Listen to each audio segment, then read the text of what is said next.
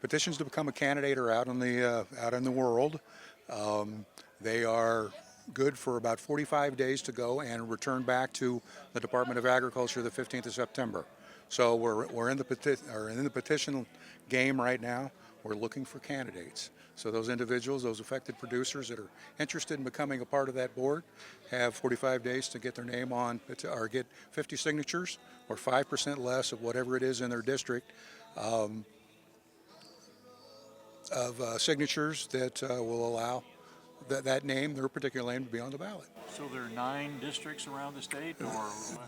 There are 3 at-large positions, and there are 6 districts. 6 districts, yes. And 3 at-large. 3 at-large. Okay, and so that's the 9 members. 9 members. Election is going to be when?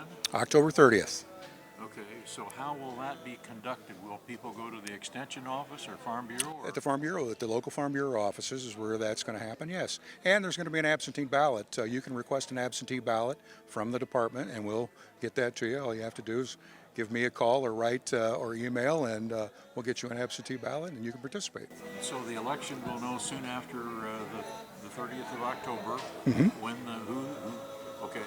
Then are they installed or sworn in, or they're installed the first part of next year. So January 2026, the board will be seated. And there's a host of procedures that they need to run through as they become board members. But yeah, that process starts the first of the year. Okay. There are prescribed things that they can do and can't do as far as a checkoff, and those I'm sure are in state law and state procedures and all of that, and kind of guides them what they can do after they're installed. Yeah, and they're going to have a certain amount of flexibility to develop the program as they see as well. So yeah, there is administrative rules out there that that kind of oversees the board, but they're going to have a lot of discretion and what they want to do and where they want to see the monies go. If it's research, whatever it may be, they're going to have probably the most discretion moving forward. Okay. Now, this is certainly not the first one, because we've got corn and we've got soybeans, and we have other checkoffs in the state. Yeah, we do.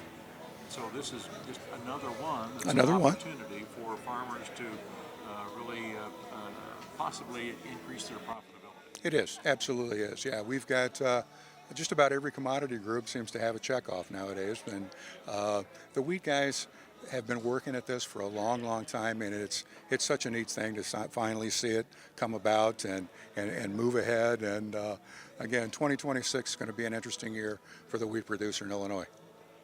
Voluntary, as any checkoff is. They can actually opt out if a producer doesn't want to be a part of the process. They can actually opt out. So that's one thing. It's not all encompassing if you do not want to participate. So that would be one.